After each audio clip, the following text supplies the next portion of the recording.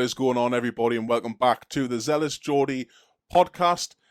So this week, somebody asked me, Curtis, what is a Zealous Geordie? Now, granted, that person was from the US, so you get a pass on that. But zeal is to act and to burn with passion towards a cause. The cause here is Christ. We burn with passion for the gospel, for all things kingdom. We love the Lord, and we want you guys to love the Lord in return. But a Geordie is somebody who lives in the northeast of England in a little town called Newcastle up on Tyne. Unfortunately, world famous for not great things, but hopefully Newcastle will be known for being zealous for all things for Jesus Christ. But somebody who isn't a Geordie, but is zealous for all things Jesus Christ, is my guest, and not only on this podcast tonight, but in life. She's not just my guest in life, she's my darling wife. We are one, but she's here, but she can introduce herself to you guys for those who are watching and listening. Hello, everyone. Yes, my name is Mariam. I am Curtis's wife, and I am not Geordie. You may pick up from the accent. I am Australian by nationality. So, yeah, I'm very excited for this podcast and this conversation. I'll share a little bit about myself, but I won't go into too much detail. We've been married about 7 years. We've got 3 kids together. And Curtis also has 2 older boys as well. So we've got a very busy household. We homeschool as well. So a lot going on in the house. I work part-time as well. So yeah, it's hard. It's busy. It's a lot, but it's fruitful. Blessed. It's blessed. And I'm so blessed to have you by my side doing that. Yeah. But with all of that said, we finally get to sit down and do some ministry. Do you want to call this ministry? Yeah. Together? Yeah. I mean, I do a lot of the background admin work for the ministry anyway, for the charity. So I'm not usually on camera. Yeah. I mean, with all of that said, people like to give a lot of props to myself and the other guys who are out there preaching in the streets, taking all of the abuse off people and seeing souls saved. But really, there is a lot of hard work goes on behind the scenes, even just being with the children. The battle is spiritual, not just out there on the front line, but also here behind the scenes. So shout out to you and appreciate you for that. Thank you. Babe. But with that said, yeah, tell them what you hear, what's on your heart to talk about. I've come with a very touchy topic, but I think it's a topic that needs to be discussed. And this topic is toxic masculinity. Toxic masculinity. And why not have a male and a female, because that's what we are. You are male. Get cancelled already. I am female. Having a sit-down conversation and discussing what is a toxic man. What is a toxic man? Now, something that's toxic is harmful. It corrodes, and over time, if it isn't dealt with, it'll kill you. Like, that's what toxic is. Just think of poison. If you drink poison, it ain't good for you. Yeah. It's toxic. And masculinity, well, keeping it simple, is that thing that men are, or, as the Bible tells us, men are supposed to be. Yeah. But just like everything, things can get perverted. Yeah. And there is most certainly something out there. I'm not going to come on here on the podcast and say that toxic behaviors don't exist. Everybody knows a toxic person, but it's male and it's female. Yeah. That's what it is. It's all people have toxic traits. All genders, all 2 of them have toxic traits. Absolutely. And the term toxic masculinity has been around for a little while now. But I think it's just kind of re-emerging again, just with loud men's voices that are popping up on social media and, in that sphere. So the term toxic masculinity is being thrown around.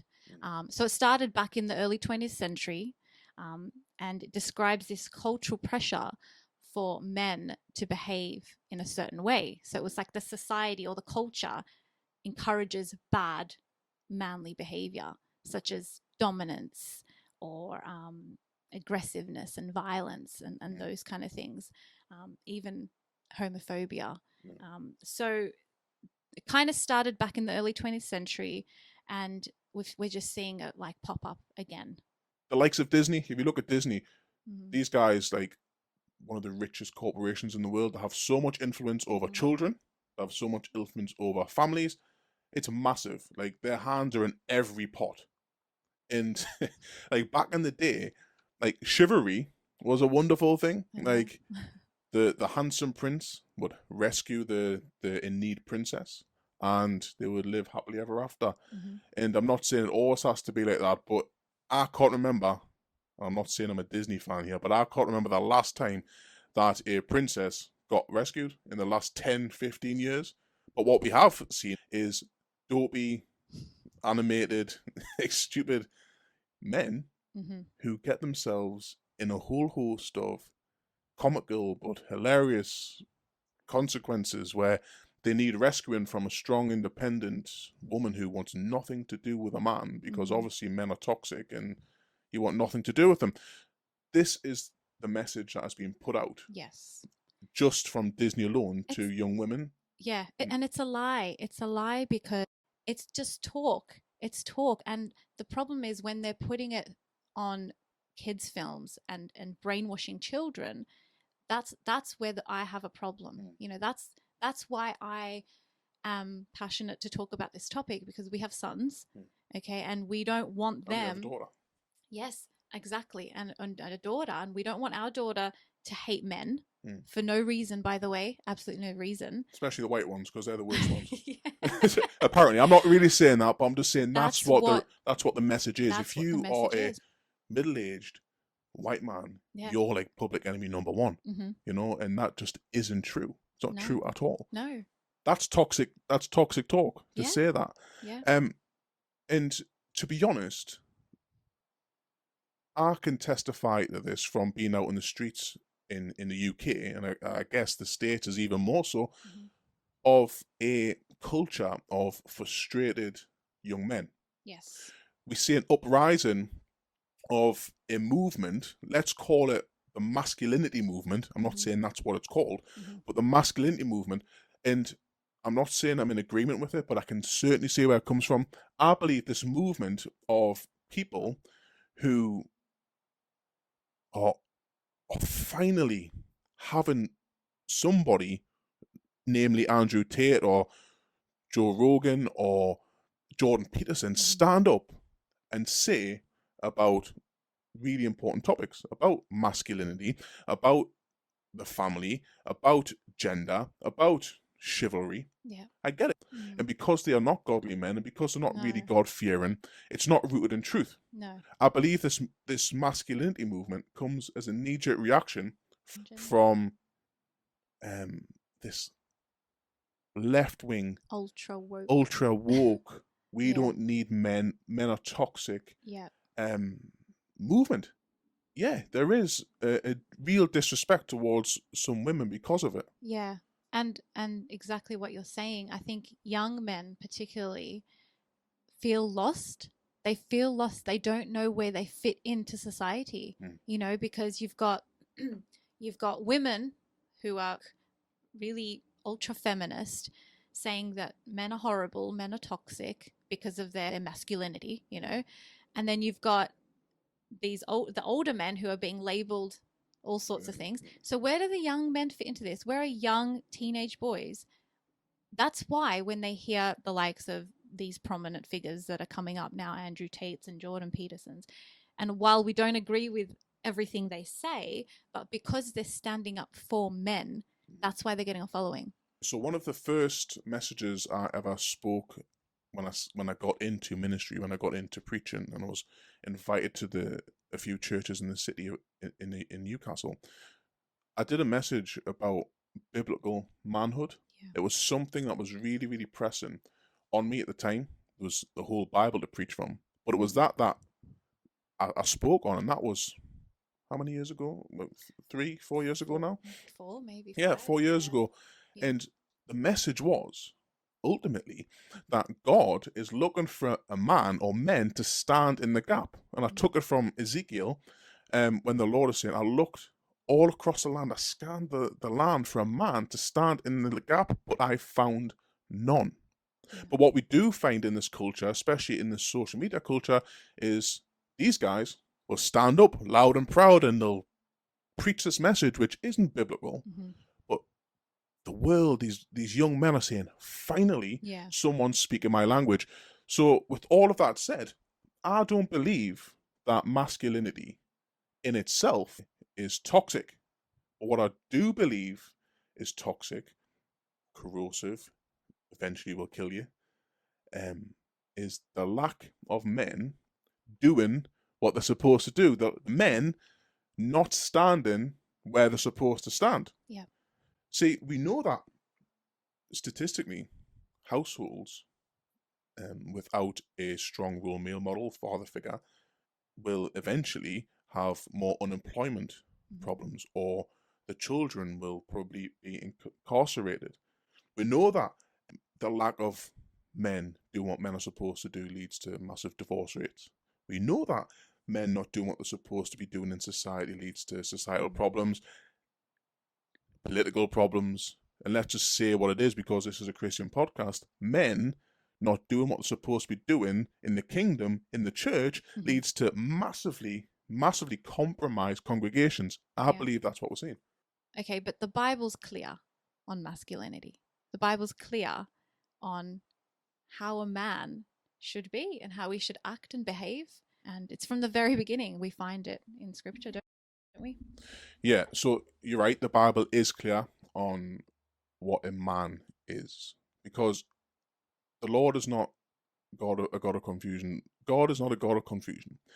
And this world seems to be confused about what masculinity is, about what femininity is, and everything else all around this topic. But the Lord isn't confused. The Lord wasn't confused when he knit us together in our mother's wombs. He wasn't confused when he made the blueprint all the way back in Genesis, in particular chapter 2, about who we are as man and as woman. So all we have to do, and just before we get into this topic, I don't believe it's any coincidence that depression rates are sky high in young men right now. I don't believe it's any coincidence that men are lacking purpose and, really are acting out in these ways because they don't know who they are. They don't know where they come from. They're not doing what they're designed to do. And when we look at the blueprint of how God made us, you can see. Yeah. A lot of people say, I just need purpose. No, you just need God. You just need to know where you come from, because the Bible tells us in Genesis that God made Adam on day 6, that he reached down into the dirt and he fashioned man in his own image. Yeah. I mean, really just think about that. The first time in all of creation, God looked at himself and then made something. I mean, there's point number one. Like, humanity, not just men, is made in God's own image. It's beautiful, it's wonderful, and it's important. Yeah. So not only did God make man in his own image, he gave man everything he ever needed. He gave him a God, and he gave him a place to work over. So God made all of the trees, all of the land, all of the plants to come forth and bear fruit, and then he put the man in the garden. He says, okay, Adam, go into that place and subdue it, have dominance over it. This is yours, look after it.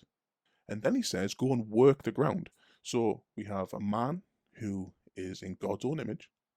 He has been given an area, a place, a world, a land to look after, to work, to go and have dominion over. The Lord also gives him boundaries. He says, look, any of this you can eat from. There's not that tree over there. So he gives him boundaries. So you can walk with me. We're in a relationship. You can have all of this. All of this is yours. Go and work, because work isn't bad.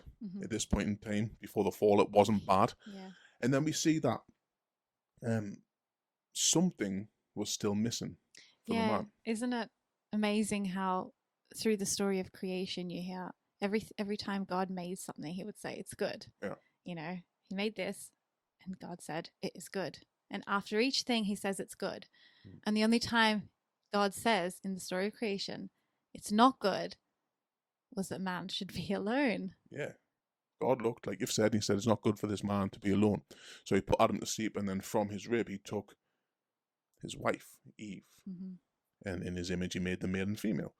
It's beautiful. It's important. This is the blueprint of who we're supposed to be. So in a frustrated world where men don't know who they are, it's the man who isn't walking with God. Yeah. He's not in a relationship with God. It's the man who doesn't know that he is made in God's image. So therefore he's trying to be in the image of every other bodybuilder or every other rich man or every other person who puts in a good performance in the bedroom with all of these different women, or one who's got the, whatever. These are the idols that man will make because he doesn't know who he is. He doesn't realize that we ought to look after and protect everything that God has given us. I sit here now with my wife and my children asleep upstairs, right? And let's go back to what we're saying about how we don't need a man and toxic masculinity, all this rhetoric of the world. Yeah. If somebody breaks in this house right now, who's going to jump up and protect them? Because men and women are the same. If I was ultra woke feminist, I'd say, sit there, babe, I got this. Yeah, you got it. You jump up, and I'll lay in bed and I'll hide, or I'll gather the kids and I'll ring the police, and you go and fight the intruders. Yeah. Listen, that isn't. It's not true. It's not true. The reality is, even the most anti-man woman out there would not do that. Well, she would look to the male and say, "What are you doing? Get up." Yeah, and no man worth his salt, and I'm not talking about body size or if he can fight or not.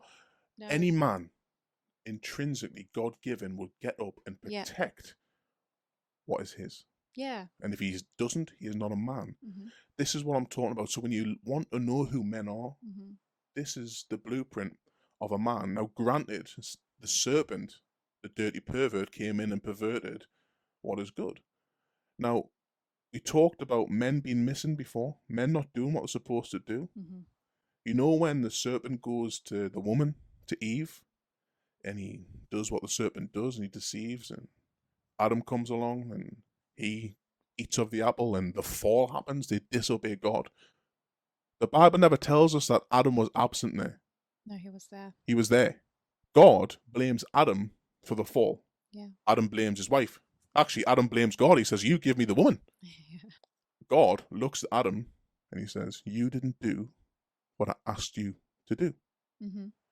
You were listening to your wife instead of protecting your wife. Yeah. Now, I'm not saying that we shouldn't listen to our wife, by the way. No, I was going to say, so you're touching on a topic of headship there. Yeah. So another topic that is actually very touchy, even within Christian circles. Yeah. And that's why there is this control issue in marriages. Yeah. Across the board, non-Christians and Christians alike, I truly believe that there's a power struggle. And you can see that. You can see from as soon as the fall happens, God says something to Eve. He says that your desire shall be contrary to your husband, but your husband will rule over you. Yeah. So that means she will desire to rule over him. She will desire to be in control. Yeah. But God's like, well, that's not how I've made it. But that's part of what happens in marriages, and we see that all the time. Of all the topics I preached on when I pastored the church, when we got to that, that was massive. Like that was such a divide. That struck so many chords with people. Women, they don't like to hear it. Yeah. They just don't want to hear that someone else, well, not someone else, that their husband is the spiritual leader of the home. Yeah. When we look at God, God is in charge. And he put this order in place, not us. And I think it's quite easy to take our eyes off what is really required of a man in leadership roles, in just being a man from a biblical stance. So much is required, because if you're not in communion with God, if you're not in a relationship with God, you're not going to be able to do it. What is required of a man is beautiful. Mm-hmm. One of my favorite verses is from 1 Corinthians. Mm. Paul says this. He says, act like a man. He's writing to the Corinthian church. He says, act like men, right? Mm. Now, obviously, I'm paraphrasing here, but within this, right, we've got the blueprint of Genesis. Yeah. We have the Apostle Paul writing to his people that he founded the church with, and he loves them. He's writing to the men, the spiritual leaders of the place, and he says, look, act like men. So that says that masculinity and acting like a man is a thing. Yeah. And I'll make it really quick. 5 points. He says, be alert. Men, are we alert? He says, be firm. Men, are we really being firm in our convictions? He says, be mature. And that's a massive topic. Men, are we really mature in the things of God? Are we really mature? Are we still acting like children?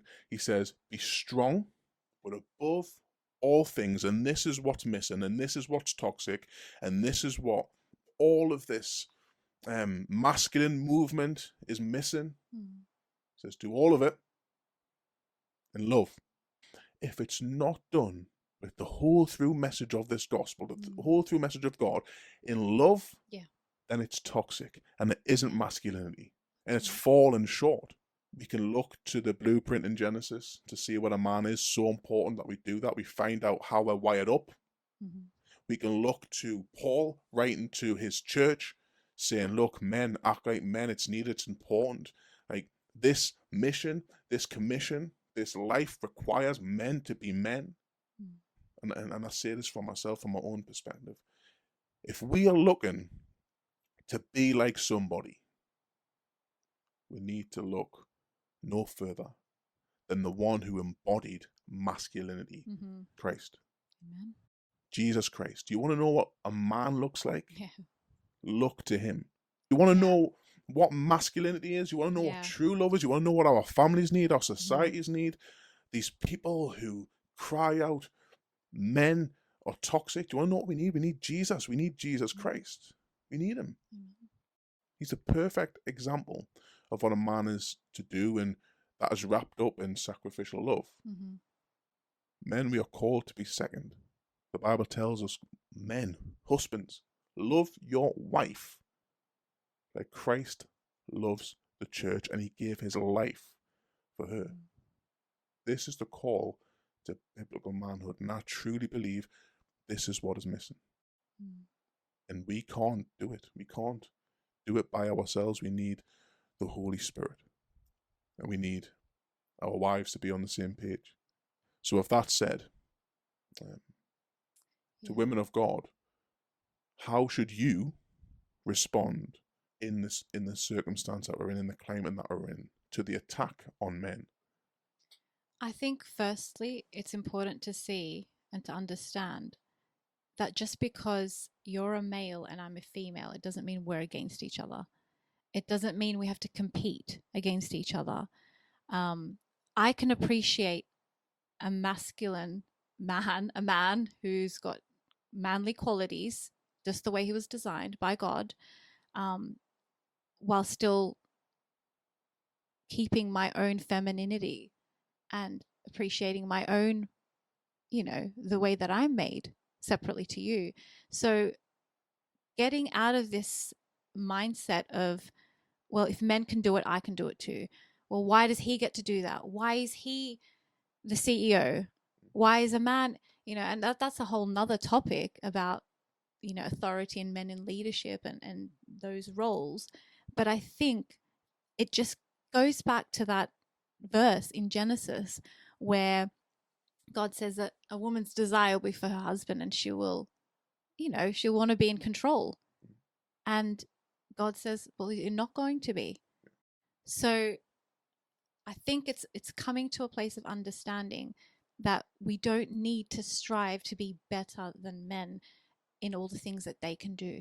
Why can't we just appreciate the way God's made us? He's made us beautifully and wonderfully. There are things that we can do that a man will never be able to do. And men appreciate us because we're different to them. So we should appreciate them because they are different to us. It's what attracts us to each other because of our differences. Yes, everyone has similarities. Everyone has things that are similar, but there are unique differences. And that's what a male has, and this is what a female has. And that's okay. It's okay to be different. And it's okay to be in different roles and play different roles in life and fulfill different roles. So I think there's so much talk from women, modern feminists, shouting and bawling about how they don't need men. Men are useless. Men are all toxic. Well, they don't say men are all toxic, but they push this narrative that masculinity can be toxic and domineering. But if the women's voices countered that argument and said, no, we love men, they protect us, they provide for us, they care for us, society would crumble without men. Society would crumble without women. We need each other, okay? And we need each other in every aspect and walk of life. So it's stop the division and appreciate one another's differences and love each other for them. Well, it's been blessed. We could talk all day. Well, there's so much more we could say, but we don't want to go on for hours. Yeah, so with all of that said, guys, there's so much we could have said, but you guys have a comment section and a share button and all of that. We want to hear from you. But however you type it, may it be for the glory of God and God honouring. Yes. God bless you.